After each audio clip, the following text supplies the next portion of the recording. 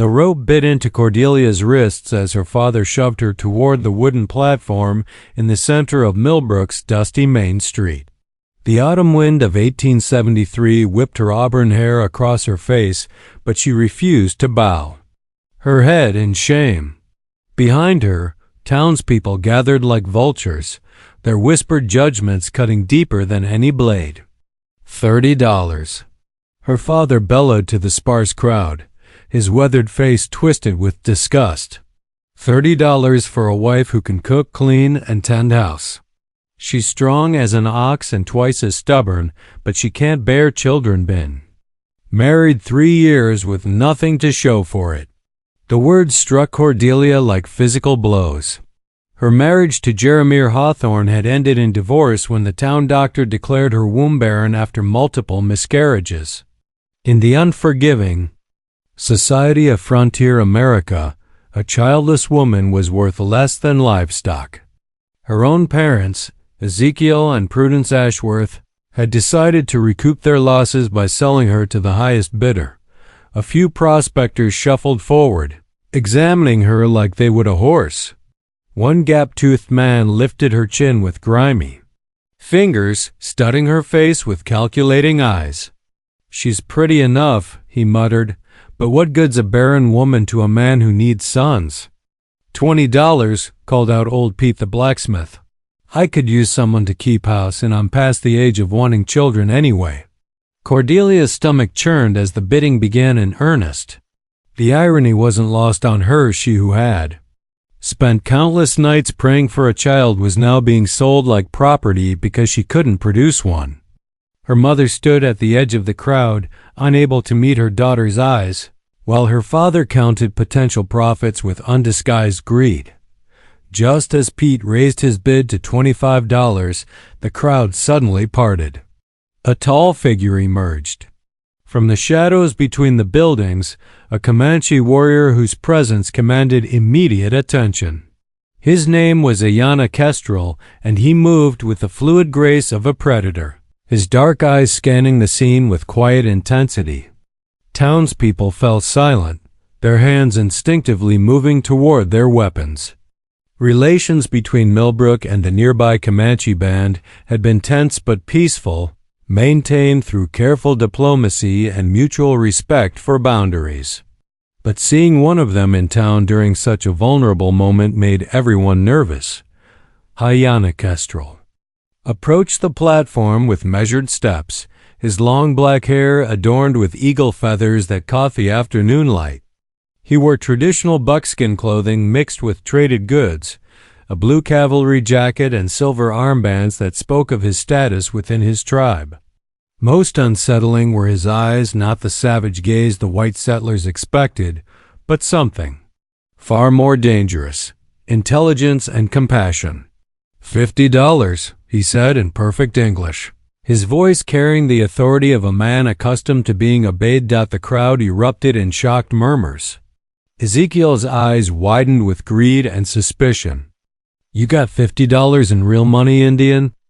Ayanna Kestrel reached into his jacket and produced a leather pouch heavy with gold coins, payment from the last treaty negotiations with the territorial government. He poured the gleaming contents into his palm, letting the sun catch each piece. "Gold speaks louder than prejudice," he said quietly, his gaze finding Cordelia's. In his dark eyes, she saw something she hadn't expected, not lust or possession, but a deep weariness that matched her own.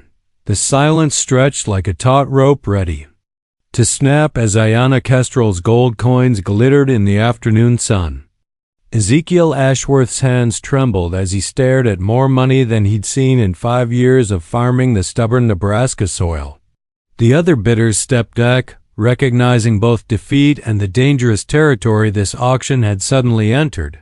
$50 it is, Ezekiel declared, his voice cracking with avarice. He snatched the coins before anyone could protest, biting one to test its authenticity.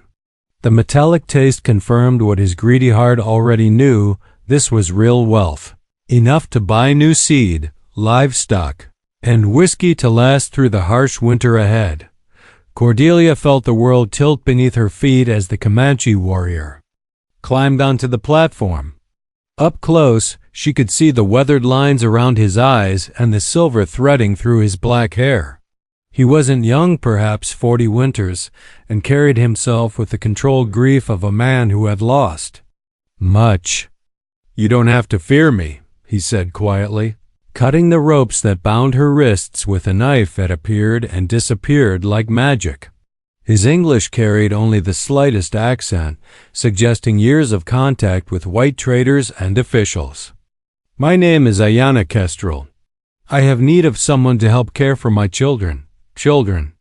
The word hit Cordelia like a physical blow, reopening wounds that had barely begun to scab over.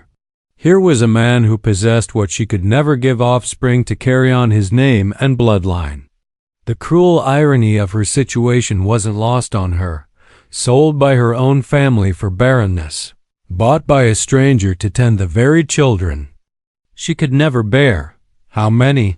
she managed to whisper, rubbing circulation back into her freed wrists. "5, he replied, and something in his voice suggested each one represented both joy and profound sorrow.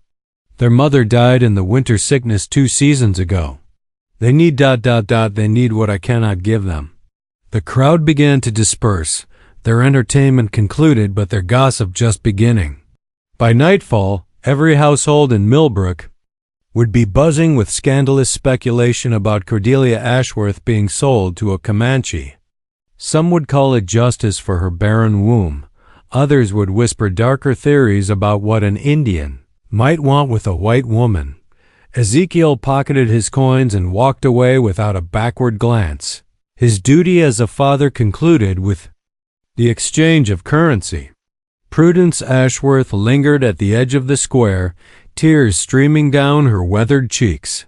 But she lacked the courage to approach her daughter or challenge her husband's decision. "I have horses waiting outside town," Ayanna Kestrel said, helping Cordelia down from the platform. His touch was surprisingly gentle for hands that clearly knew violence. "Do you have belongings?" Cordelia laughed bitterly. "Everything I owned belonged to my husband, and he kept it when he divorced me. My parents made sure I left their house with nothing but the clothes on my back." She gestured to her simple brown dress and worn boots. "This is all I have in the world." Something shifted in Ayanna Kestrel's expression, a flash of anger quickly controlled. "Then we make new beginnings," he said simply, "both of us." As they walked through Millbrook's dusty streets toward the town's edge, Cordelia noticed how the Comanche warrior carried himself. There was no swagger or intimidation in his bearing, but rather the quiet confidence of a man comfortable in his own skin. He nodded politely to the few townspeople brave enough to make eye contact, treating their suspicious stares with dignified indifference. "Why?" she asked as they reached the outskirts where 2 painted horses waited, their reins tied to a weathered fence post.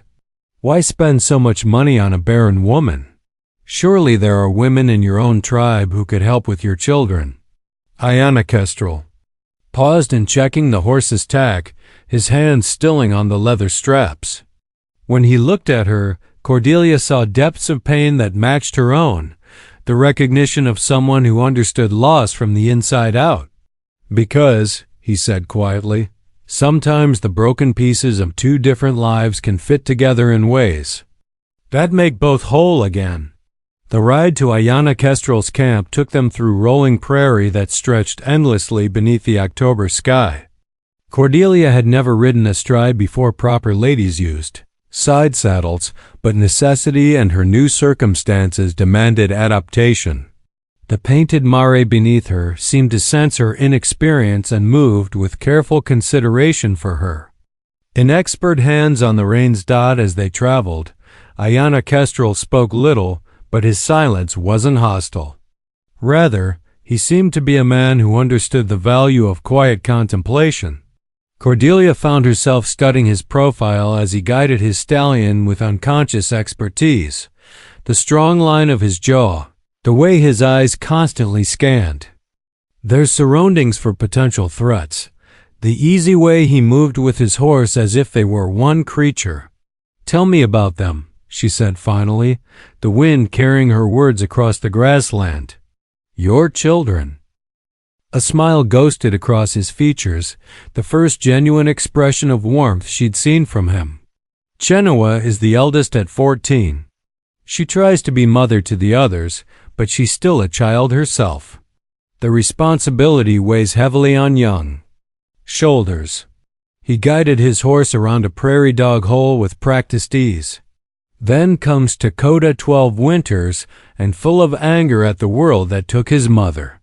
He tests every boundary, challenges every rule. The love in his voice was unmistakable, even when speaking of his rebellious son. Cordelia felt something twist in her chest, not quite jealousy, but a profound longing for connections she'd never known.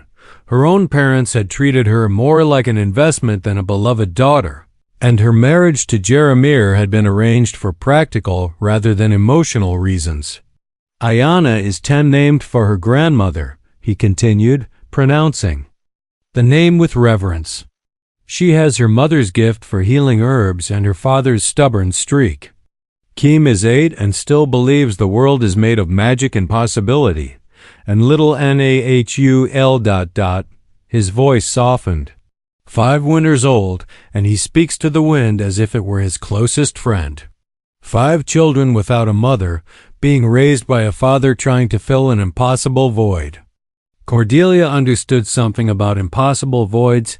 The empty space in her womb had defined her entire adult life, marking her as deficient in the eyes of everyone she'd ever known. As the sun began its descent toward the western horizon, they crested a low hill and saw the Comanche camp spread before them. It wasn't the wild, primitive settlement Cordelia had expected from frontier stories and military reports. Instead, she saw an organized community of perhaps 50 lodges arranged in careful patterns, with cook fires sending spirals of smoke into the evening air and horses grazing in managed herds. Children played between the lodges while women worked at various tasks, tanning hides, preparing food, tending to the endless needs of family life. Men sat in groups, some working on weapons or tools, others engaged in what appeared to be serious discussions about tribal matters. It looked, Cordelia realized with surprise, remarkably like any farming community, just with different architecture and clothing. "They'll stare," Ayana Kestrel warned as they approached the camp's edge. "Not from hostility, but curiosity. You're the first white woman most of them have seen up close." Indeed, as they rode between the lodges, Cordelia felt dozens of eyes upon her. Some faces showed suspicion, others displayed frank curiosity, but she detected no immediate hatred. Children ran alongside their horses, chattering in rapid Comanche that she couldn't understand, but whose excited tone needed no translation. Ayana Kestrel stopped before a larger lodge decorated with painted symbols and hung with strings of beads and feathers. "My home," he said simply, dismounting with fluid grace. He helped her down from her horse, his hand steady and respectful. "Our home now, if you choose to stay." Before Cordelia could respond, the lodge flap burst open and 5 children tumbled out like puppies released from confinement. They ranged in age exactly as their father had described, but seeing them in person struck her with unexpected force. These weren't the savage children of frontier nightmares.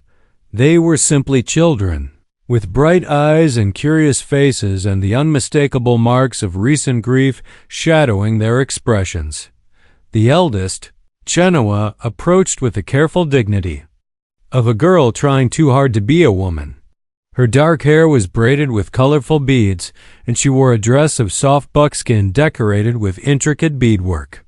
Behind her, the others clustered together, 4 pairs of dark eyes studying this strange white woman their father had brought to their home. "Father," Genoa said in English, her voice carefully controlled, "who is this woman?" Ayanna Kestrel placed a gentle hand on his daughter's shoulder. "This is Cordelia. She's going to help care for our family." He looked directly at his eldest child. "She's going to try to fill some of the empty spaces your mother left behind."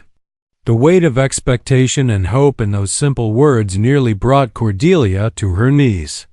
The first week in send and hope in those simple words nearly brought Cordelia and hope in those simple words nearly brought Cordelia to her knees. The first week in senti and hope in those simple words nearly brought Cordelia to her knees. The first week, Ayanna Kestrel's lodge tested every assumption Cordelia had held about both herself and the people she'd been taught to fear. Children watched her with varying degrees of acceptance, Shenoa maintaining polite distance, Dakota openly suspicious, little Nahal hiding behind his siblings, while Ayanna and Keem seemed cautiously optimistic about this strange addition to their family. Cordelia's first challenge came at the evening meal.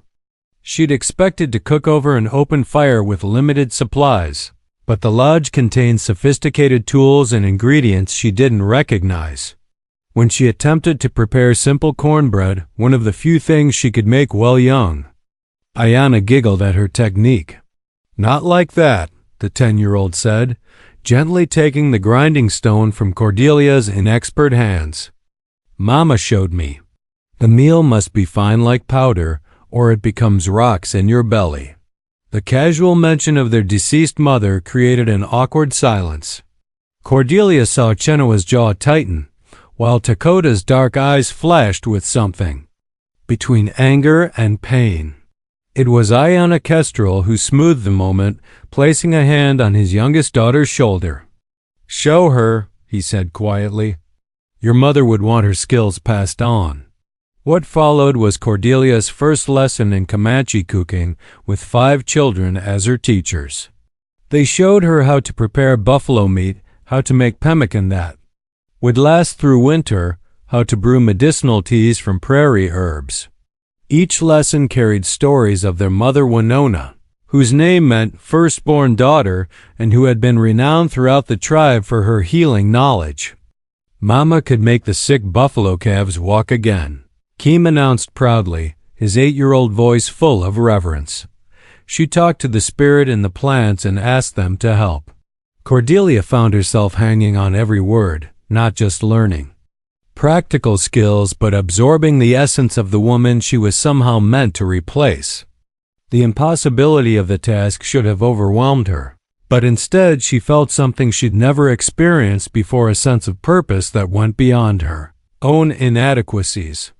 The sleeping arrangements posed another delicate challenge. The lodge was spacious by Comanche standards, with separate areas for different activities, but privacy was a luxury that didn't exist in nomadic life. Ayanna Kestrel had prepared a sleeping area for her near the children, but separate from his own, making his intentions or lack thereof crystal clear. "You're safe here," he told her on the 3rd night, when she'd startled awake from a nightmare about being sold again. "No one will hurt you or force you into anything you don't choose." His words carried the weight of absolute certainty. In the darkness of the lodge, with 5 children sleeping peacefully around them, Cordelia felt safer than she had in her parents' house or her former husband's bed. The days developed their own rhythm. Mornings began before dawn with the children's chores: tending horses, gathering fuel for fires, helping with food preparation. Cordelia threw herself into learning these tasks, determined to earn her place rather than simply occupy it. Her soft hands grew calloused from unfamiliar work, her pale skin darkened from constant sun exposure, and her straight-laced posture adapted to the practical needs of nomadic life. But it was the evenings that truly began to change her. After the evening meal, when the work was done and the fire burned low, Ayanna Kestrel would tell stories. Not the savage war tales she'd expected, but creation myths, teaching stories about clever coyotes and wise eagles, legends of how the Comanche people came to be masters of the horse.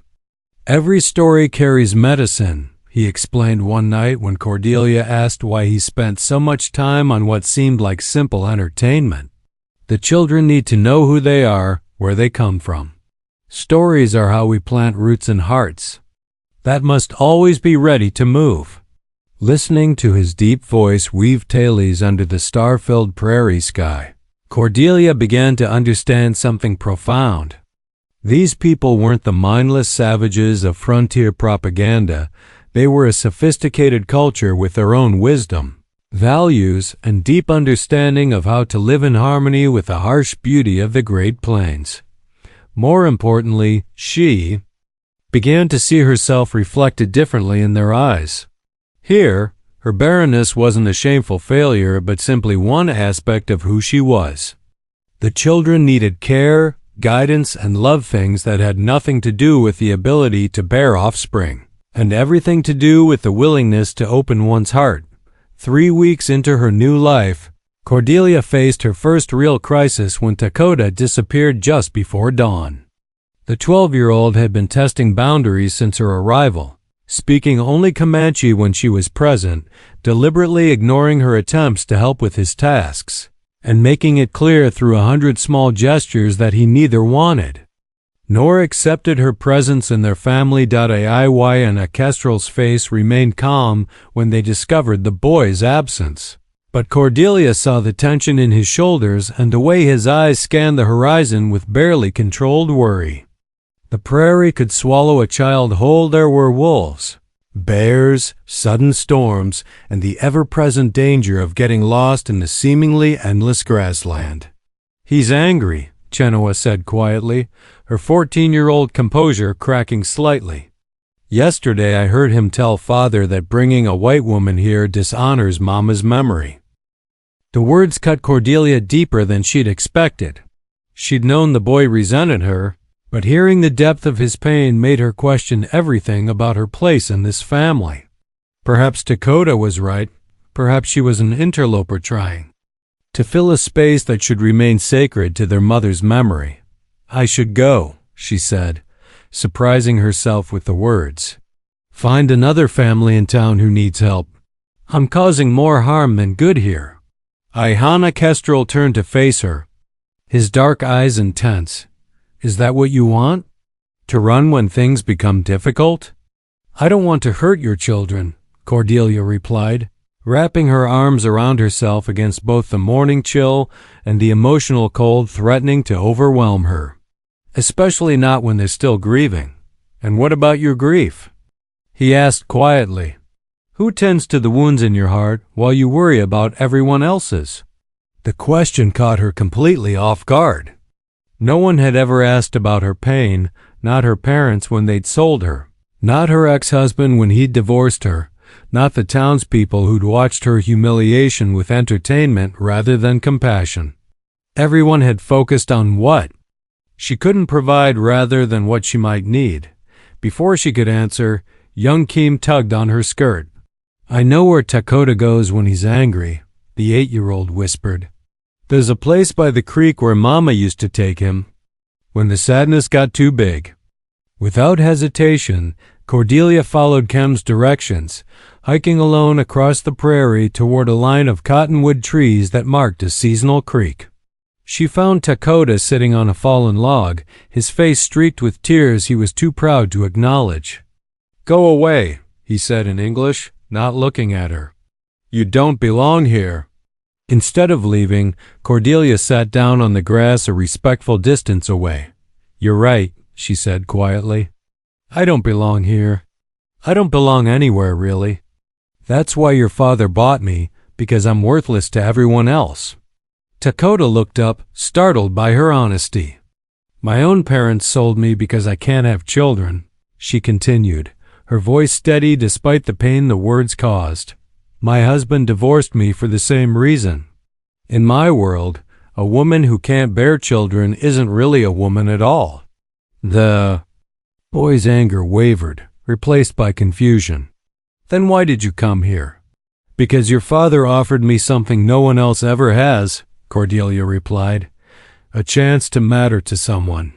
A chance to be useful for something besides childbearing. A chance to help take care of people who might actually need me. She picked up a smooth stone and turned it over in her hands. But you're right about one thing, I can never replace your mother. I wouldn't want to, even if I could. What I hoped was that maybe there might be room in your family for someone different. Someone who could love you all without trying to be. Something I'm not. Dakota was quiet for a long time, wrestling with emotions too complex for his 12 years. Finally, he spoke in a voice barely above a whisper. Mama used to sing to us when we were sad. You don't know our songs. No, Cordelia. Agreed, but I could learn them if you'd teach me. And maybe ... maybe I could teach you some of mine. When they returned to camp together, Ayanna Kestrel's relief was evident despite his controlled expression. That evening, as the family gathered around the fire, Dakota sat closer to Cordelia than he ever had before.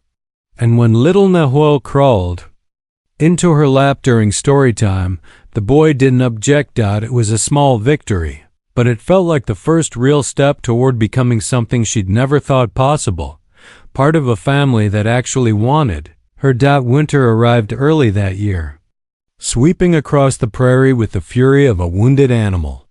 The Comanche band moved to their traditional winter camp in a protected valley where cottonwood groves provided both shelter and fuel for the long, cold months ahead. For Cordelia, it marked 3 months since her life had changed so dramatically, and she marveled at how completely her world had transformed. The children had gradually accepted her presence, each in their own way.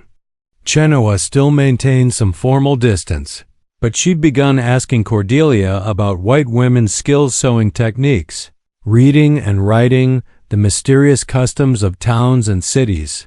Dakota had become her shadow during hunting and gathering expeditions, translating when her limited Comanche failed her and proudly showing off his growing English vocabulary. Young Ayanna had appointed herself Cordelia's teacher in all matters of plant medicine, patiently correcting her pronunciation of herb names and sharing the stories that went with each remedy. Keem had decided she was the perfect audience for his increasingly elaborate tall tales, while little Nahuel had taken to sleeping curled against her side on particularly cold nights. But it was her relationship with Ayanna Kestrel that proved most challenging and surprising. The man who had bought her like property had never once treated her as anything less than an equal. He asked her opinions on family decisions, respected her growing knowledge of Comanche ways, and gradually shared more details of his own story. Was educated in your world, he told her one evening as they worked together preparing winter supplies. Taken to a mission school when I was Dakota's age. They tried to make me into something I wasn't, but they gave me tools I've used to help my people. He held up a treaty document written in both English and Comanche. Languages are bridges between worlds. Cordelia looked up from the buffalo hide she was softening with careful scraping motions. Is that why you weren't afraid to come into town? Because you understood our ways? Fear and understanding are different things, he replied. I understood exactly how dangerous it was for me to be there. But I also understood that my children needed something I couldn't give them alone. There. Conversations had grown longer and more personal as the weeks passed. Cordelia found herself sharing stories of her childhood, her failed marriage, the crushing weight of social expectations that had defined her entire life. Ayanna Kestrel listened without judgment, occasionally offering observations that cut straight to the heart of her pain. In my culture, he'd said one night when she'd expressed shame about her barrenness, we believe children come to families in many ways. The ones born from our bodies, the ones born from our hearts, the ones who need us to survive, all are equally precious gifts from the Creator. The first major blizzard of winter trapped the entire band in their lodges for 3 days. With 5 children confined to a relatively small space, tensions ran high and tempers frayed. It was during this storm that Cordelia truly understood how much she'd changed. When Chenoa and Dakota began arguing over responsibilities, she stepped in with the natural authority of someone who belonged. When little Nahuel developed a fever, she treated him with the plant medicines Ayana had taught her, staying up through the night to monitor his condition. When the older children grew restless from confinement, she told them stories from her own childhood tales of snow and farms and the different ways people lived. "You sound like a mother," Kim observed matter-of-factly during one of these storytelling sessions.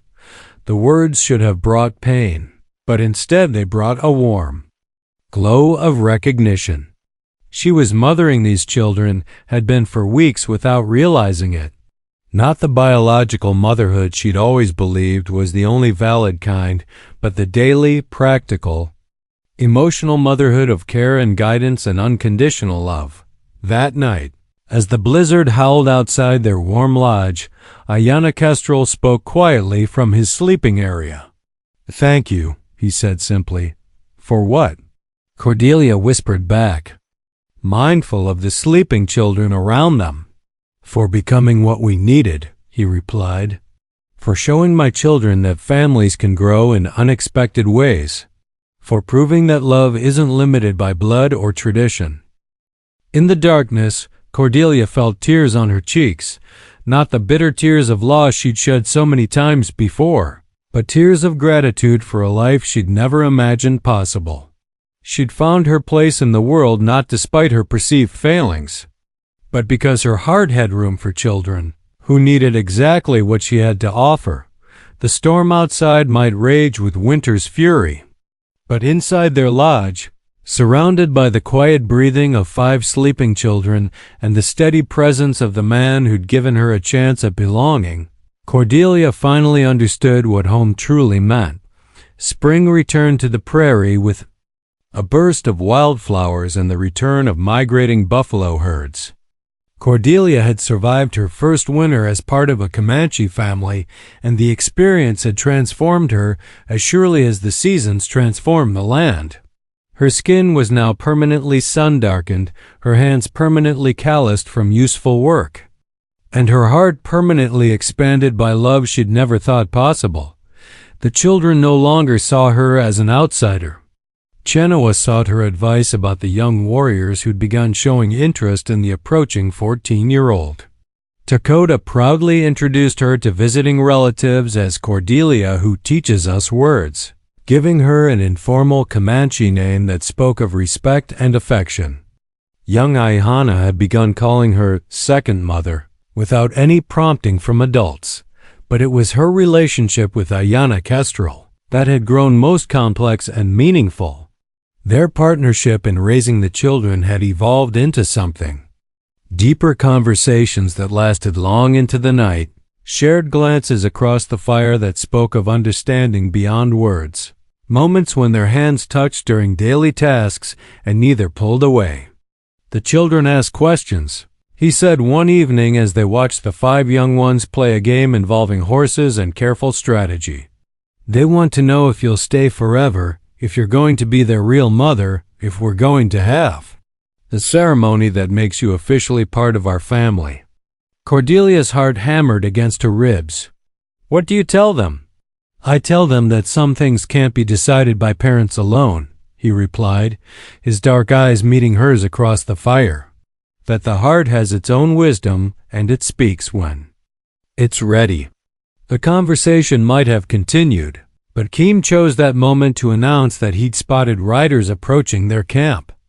Visitors were common in spring, relatives returning from winter camps, traders with goods to sell, sometimes government officials with new treaty proposals.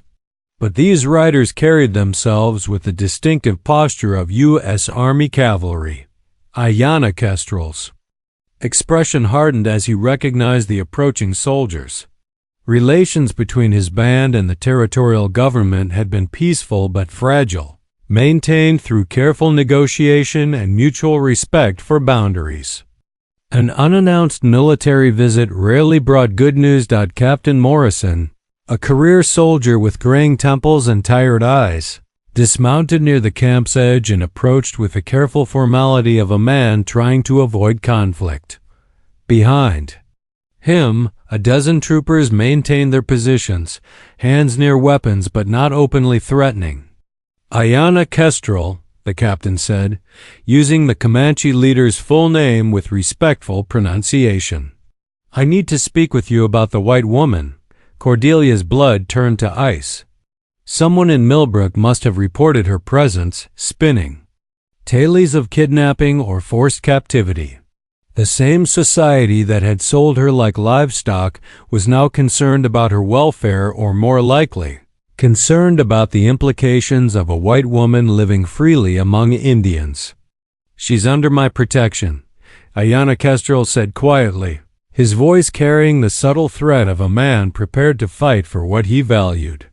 Around the camp, other warriors had begun moving into strategic positions, ready to defend their people, if necessary. Captain Morrison held up a hand in a peaceful gesture.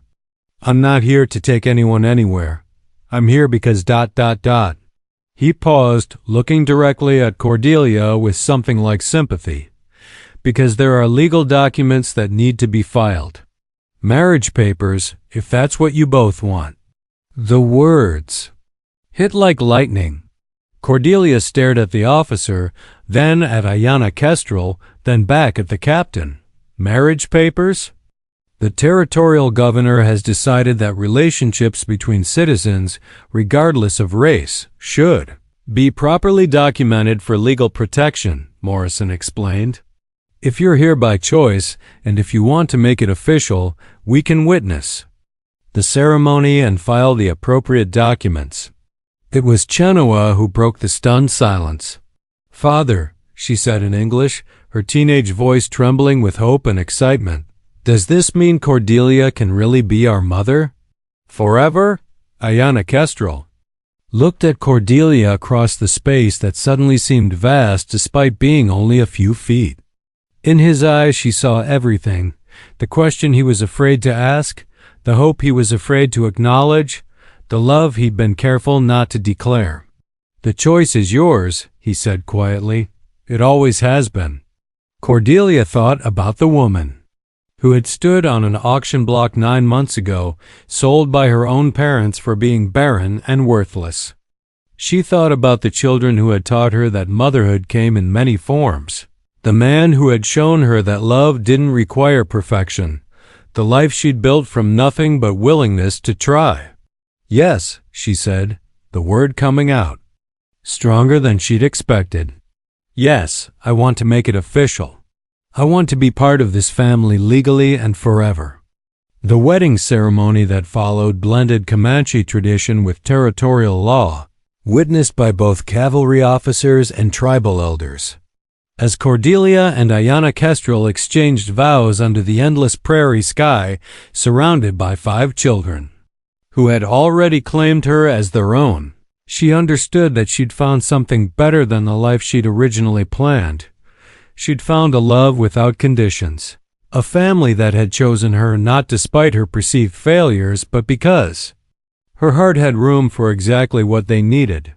In the vastness of the Great Plains, a barren woman and a widowed warrior had created something beautiful from the broken pieces of their separate sorrows. Their story would become legend in both worlds. The white woman who found her true family among the Comanche, and the warrior who proved that love could bridge any divide. But for Cordelia, now and forever, it was simply the story of coming home.